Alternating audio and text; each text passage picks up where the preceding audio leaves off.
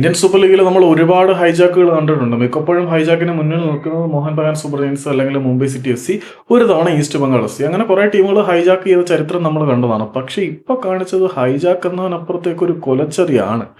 ലീർവിൻ എന്ന സ്കോട്ടിഷ് സ്ട്രൈക്കറുമായിട്ട് Chennaiyin F C verbal കോൺട്രാക്റ്റിലെത്തിയ ശേഷം അവർ പേപ്പർ വർക്കുകൾ സ്റ്റാർട്ട് ചെയ്തതാണ്. ചെന്നൈയിൻ എഫ് സിയുടെ ആരാധകരെല്ലാം ലീർവിൻ തങ്ങളുടെ കൂടാരത്തിലേക്ക് വരും എന്ന് ഉറപ്പിച്ചിരിക്കുന്ന സാഹചര്യത്തിൽ മോഹൻ ബഗാൻ സൂപ്പർ ജയൻസ് എങ്ങനെ ആ ഒരു ഡീല് സീൽ ചെയ്തു എന്നുള്ളത് ഇപ്പോഴും സംശയമാണ്.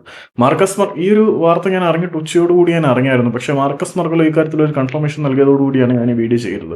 നേരത്തെ ഞാൻ അറിഞ്ഞത് മോഹൻ ബഗാൻ സൂപ്പർ ജയൻസിന്റെ കോമ്പറ്റീഷനെ അതിജീവിച്ചുകൊണ്ട് ചെന്നൈയിൻ എഫ് സി പുള്ളിയുടെ ഡീല് ക്ലോസ് ചെയ്തിട്ട് പേപ്പർ വർക്ക് സ്റ്റാർട്ട് ചെയ്തതാണ്. Chennaiyin F C already paper work start ചെയ്ത താരത്തിനെ സ്വന്തമാക്കാൻ വേണ്ടിയിട്ട് മോഹൻ ബഗാൻ സൂപ്പർ ജയൻസിന് കഴിഞ്ഞു എന്നുള്ളത് ചെറിയ കാര്യമല്ല. അത്രമാത്രം നല്ലൊരു കോൺട്രാക്ട് അവർ ഇർവിന് മുന്നിലേക്ക് വെച്ചു. അത് ഫിനാൻഷ്യലി ആണെങ്കിലും മറ്റ് കരാർ ഡ്യൂറേഷന്റെ കാര്യത്തിലായാലും ചെന്നൈയിൻ എഫ് സിയെ അമ്പരപ്പിക്കുന്ന വിധത്തിൽ, അല്ലെങ്കിൽ ചെന്നൈയിൻ എഫ് സി കൊടുത്തതിനേക്കാൾ കൂടുതൽ ആകർഷണീയമായിട്ടുള്ള ഒരു ഓഫറിലൂടെ ചെന്നൈയിനിലേക്ക് പോകാമെന്ന് പറഞ്ഞ് പേപ്പർ വർക്കുകൾ സ്റ്റാർട്ട് ചെയ്ത ലീർവിൻ ഇപ്പോൾ ഒടുവിൽ മോഹൻ ബഗാൻ സൂപ്പർ ജയൻസിൽ ജോയിൻ ചെയ്യാനാണ് തീരുമാനിച്ചിരിക്കുന്നത്. അവർ പേപ്പർ വർക്ക് ഓൾറെഡി സ്റ്റാർട്ട് ചെയ്തിട്ടുണ്ട്.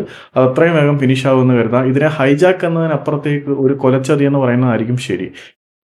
ഇങ്ങോട്ട് വരാം, ചെന്നൈയിലേക്ക് വരാം എന്ന് പറഞ്ഞ് വെർബൽ അഗ്രിമെന്റിൽ എത്തി പേപ്പർ വർക്ക് സ്റ്റാർട്ട് ചെയ്തിട്ട് മറ്റൊരു ക്ലബ്ബ് കൂടുതൽ പൈസ വരുമ്പോൾ അങ്ങോട്ട് പോകുന്നത് എത്രമാത്രം ശരിയാണെന്ന് എനിക്ക് അറിയില്ല.